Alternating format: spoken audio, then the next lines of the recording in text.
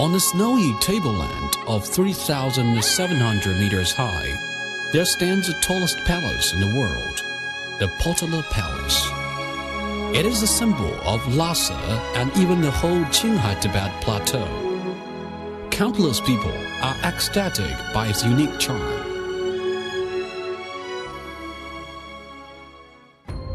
The Potala Palace was built on the Red Mountain in the northwestern of Lhasa city.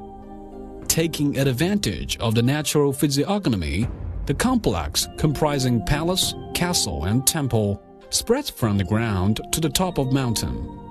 Its main building has 13 floors, with a height of 130 meters, and the area about 120,000 square meters.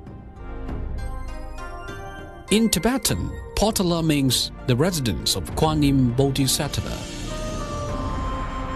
Tibetan Buddhists of the time regarded their leader Songtsen Gampo as Kuan Yin Bodhisattva on earth. That is why the palace where he lived is called Potala.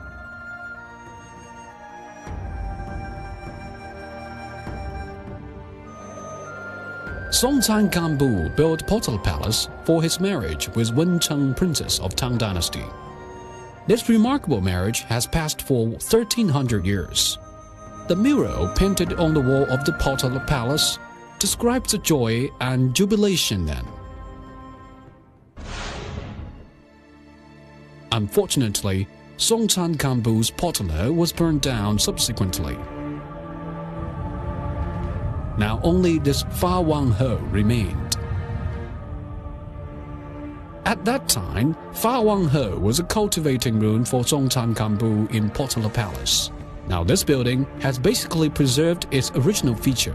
In the room, there are statues of Songtsen Gampo and Princess Wencheng. Through thousands of years, their faces are still alive, while their vestures are still flaunting. These statues are scarce artistic curiosities. Potala was reconstructed in the 17th century. In 1652, the fifth Dalai Lama, the Tibetan religion leader, came to Beijing to have an audience with Qing Emperor Shunzhi. Emperor Shunzhi conferred the title of Dalai Lama on him and granted him the right of Tibet administration. This is a gold stamp and document that Emperor Shunzhi gave to the fifth Dalai Lama. The stamp is 8 kilograms weight and has 4 kinds of characters of Chinese, Tibetan, Manchu, and Mongolian carving on it. Now it is still treasured in Potala Palace. When the fifth Dalai Lama came back to Tibet, he ordered to reconstruct Potala as his living palace.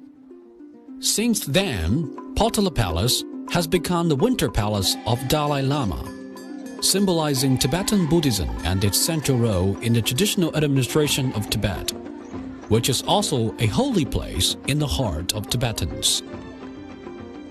The rebuilt Potala Palace shows great talent and aesthetics of Tibetans in architecture. The solid and stable granitic wall, spreading flat Bai Ma Cao, a kind of special Tibetan architectural material, spreading flat Bai Ma Cao walls, resplendent and magnificent golden rooftop, huge ornamental gilded vase, stone pillar and prayer flag all reflect and shine mutually. Red, white, and yellow, 3 strongly contrasting colors incarnate the charming characteristics of ancient Tibetan architecture. 2 main parts, the White Palace and the Red Palace, comprise the building group. The White Palace is named because of its white wall. It altogether has 7 floors and serves as the living quarters of the Dalai Lama as well as political bureau. The top floor is a bedroom called Daylight Hall. Display here is very luxury. Walls and pillars are all wrapped by red woolen carpet with gold and silver decorations. The old figure of Buddha, jade carving Kuan Yin, ancient porcelains, Western horologe, and brocade beddings are all original and placed in their original position. The wall of Red Palace is red as its name. It is a palace for God and Buddha worship, and hold religious ceremony. The Linta Chapel in Red Palace houses 8 stupas. Passed away Dalai Lamas, mummified and perfumed bodies, are well kept in those stupas. Here is the holiest place in the heart of Tibetan Buddhists. Among the 8, the 5th Dalai Lama stupa is the most luxurious one. The holy stupa for the 5th Dalai Lama is considered to be the number 1 holy stupa of Tibet. This 14 meters high pagoda is constructed by silver and gold. Its surface is wrapped by gold and decorated with thousands of invaluable gems. The top floor of the Red Palace is Shushen Sanjie Shrine. The long-lived memorial tablet of Qing Emperor Kangxi is placed inside. On the tablet, 9 gold characters are written in 4 languages: Han, Tibetan, Manchu, and Mongolian. Today, wandering in Potala Palace is like visiting an art museum. The walls are full of murals, telling Buddhism or historic stories. They're all painted with exquisite style and mellifluent lines. Through thousands of years, the color is still bright like new. Tanga, which is a traditional sort of Tibetan religionary painting, composes unique scenery of Potala Palace. Tanga is one kind of colorful scroll painting. It is famous for its complicated and exquisite image, and it presents one unique painting article form of Tibetan culture. Potala Palace treasures more than 10,000 tanga of different techniques and material.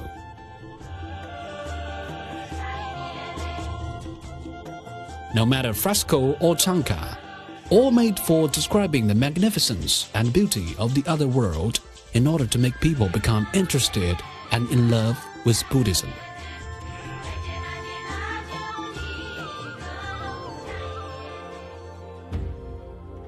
There were also different kinds of exquisite Bibles treasured in Potala Palace. Among them, there's one called the Danjuer Buddhism Bible, which is written on one special kind of Tibetan paper. The 7 pigment of this Bible is made from 8 kinds of material, like gold and pearl, and the handwriting of it is really vivid and pleasing.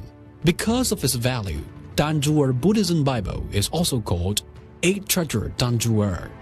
There is one Bible that is even more rare than 8 Treasure Danjuer called Beiye Bible.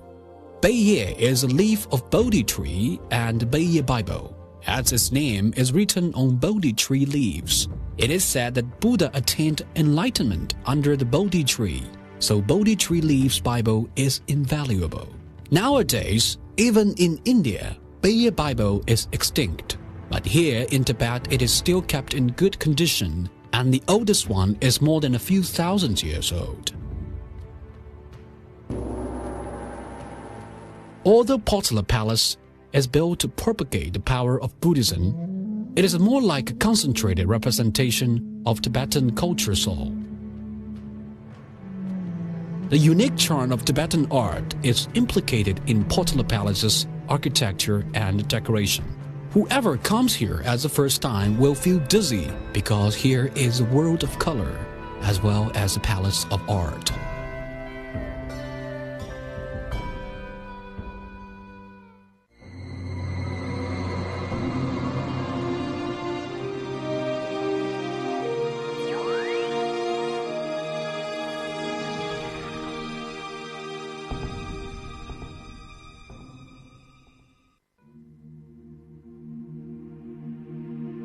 It is said that Jokun Temple is the earliest building in Lhasa.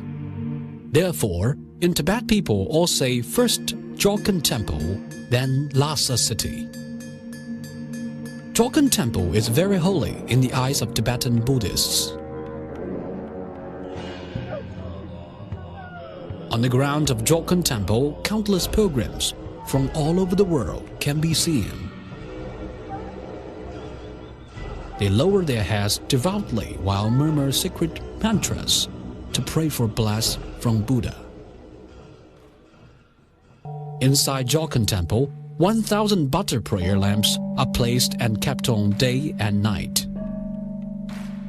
This is a way of Buddhists to show their pieties to the Buddha. They hope the ever-lighting lamps can deliver their prayer to the heart of Buddha.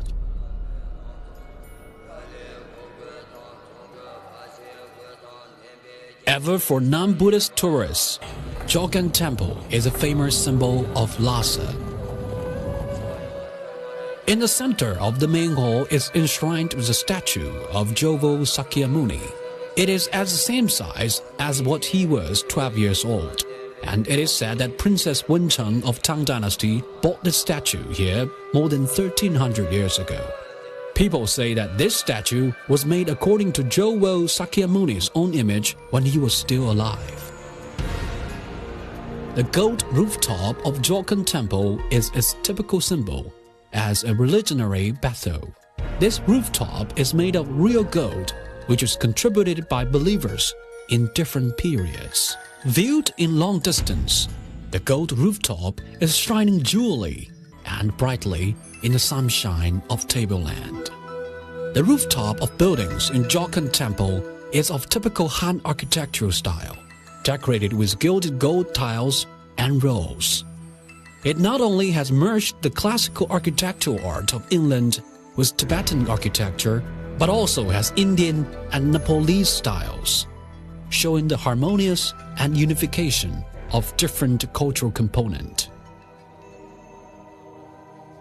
Jogan Temple has 108 chapels, enshrining many Buddha statues. Together with fresco on walls inside the temple, these statues compose a huge and luxuriant art museum.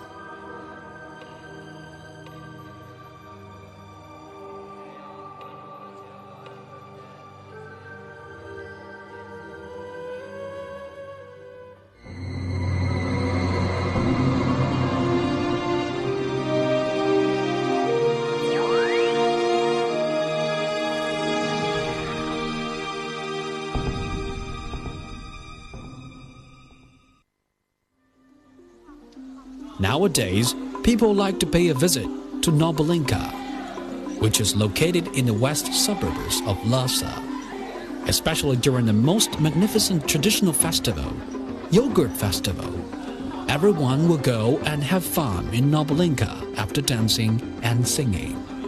This is called Guanglinka, which means lingering in Nobulinka. The Tibetan name of Nobulinka means treasure park. It is a huge group of architecture, including palaces, temples, and gardens, covering an area of 360,000 square meters. The construction of Nobulinka started in the 18th century by the 7th Dalai Lama.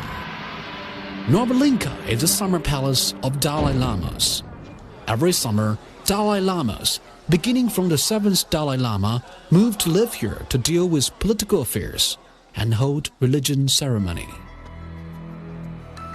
The layout of Nobulinka is in a strong style mixed of Han and Tibetans. It has characteristics of Tibetan tableland architecture as well as the traditional technique of inland garden architectonics. Constructions, mountains, lakes, and forests together compose unique sceneries, creating special artistic conception. Palace constructions and garden constructions mixed together. Here, there are garden trees covering palace gardens, while there's lake view decorating pavilions. Two different styles of architecture merge and complement each other harmoniously. In December 2001, Nobulinka of Lhasa, together with Potala Palace and Jogan Temple, which have been listed as World Cultural Heritage before, is entered into the UNESCO World Heritage List.